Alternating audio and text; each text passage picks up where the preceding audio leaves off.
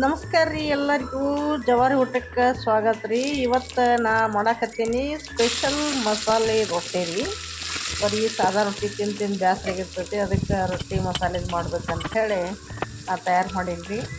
ಈಗ ಅದಕ್ಕೆ ನೀರು ಕಾಸ್ಕೊಂಡೀನಿ ರೀ. ಫಸ್ಟ್ ಹೆಸರು ಬರುತ್ತಾನ ಆ ಕಡೆ ಕಾಯುತ್ತಾನ, ಈ ಕಡೆ ನಾ ಏನು ಮಾಡಿನಪ್ಪ ಅಂತಂದ್ರೆ ಅದಕ್ಕೆ ಮಸಾಲೆ ಸೇರಿಸ್ಕೊಳಕತ್ತೀನಿ. ಮೊದಲು ಇದಕ್ಕೆ ಒಗ್ಗರಣೆ ಒಳಗೆ ಎಣ್ಣೆ ಹಾಕಿದ ನಂತರ ಅಜ್ವಾನ ಹಾಕಿದ್ರಿ. ಅಜ್ವಾನ ಬೇದ ಬಳಿಕ ಏನು ಮಾಡಿನಪ್ಪ ಅಂತಂದ್ರೆ ಉಳ್ಳಾಗಡ್ಡಿ, ಟೊಮ್ಯಾಟೊ, ಆಮೇಲೆ ಖಾರ, ಹಿಂಗೆ ಎಲ್ಲ ಹಾಕಿ ಚಂದಂಗೆ ಹುರ್ಕೊಂಡೇನಿ ರೀ. ನಿಮ್ಗೆ ಬೇಕಂದ್ರೆ ಒಂದು ಸ್ವಲ್ಪ ಗರಂ ಮಸಾಲ ಅಥವಾ ಚಿಕನ್ ಮಸಾಲ ಹಾಕೋರಿ. ನಾ ಏನು ಹಾಕಿಲ್ಲ. ಮತ್ತು ಕೊತ್ತಂಬರಿ ಹಾಕೋಬೇಕು ರೀ, ಭಾರಿ ಟೇಸ್ಟ್ ಬರ್ತೈತಿ. ಈ ಉಳ್ಳಾಗಡ್ಡಿ ಟೊಮ್ಯಾಟೊ ಒಂದೊಂದು ತೊಗೊಂಡೀನಿ. ಇನ್ನು ಅದೇನೈತೆ ನೋಡ್ರಿ, ಎಲ್ಲ ಸುಡು ಐತಿ. ಅದನ್ನು ಏನು ಮಾಡಾಕತ್ತೀನಪ್ಪ ಅಂತಂದ್ರೆ ಕಲಿಸ್ಕೊಳಕತ್ತೀನಿ.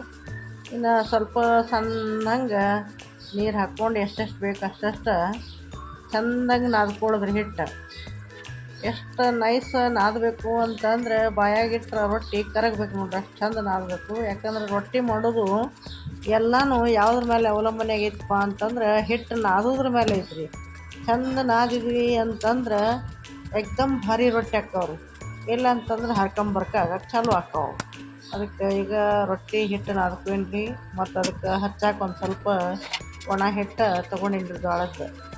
ಈಗೇನು ಮಾಡ್ತೀನಿ, ರೊಟ್ಟಿ ಮಾಡ್ತೀನಿ ರೀ. ಈಗೊಂದು ಉಳ್ಳಿ ತೊಗೋತೀನಿ ಒಂದಿಷ್ಟು ಸಣ್ಣದು.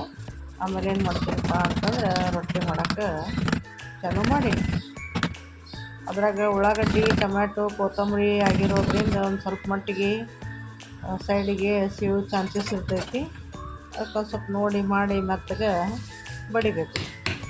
ಆಮೇಲೆ ಫಸ್ಟ್ ಒಮ್ಮೆ ಏನಾಗ್ತೈತಿ ಇಲ್ಲಾಂದ್ರೆ ಉಳಿದು ರೊಟ್ಟಿ ಎಲ್ಲ ಚಂದ ಗುಂಡ ನೀವು ಎಟ್ಬೇಕು ದೊಡ್ಡ ಮಾಡ್ಕೊರಿ, ನಡಿತೈತಿ.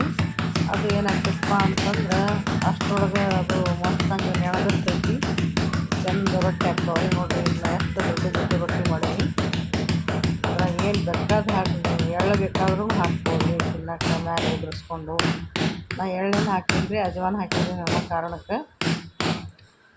ಖಾರ ಉಪ್ಪು ಎಲ್ಲ ಟೇಸ್ಟಿ ಭಾರಿ ಇರ್ತೈತಿ ರೀ ಇದು.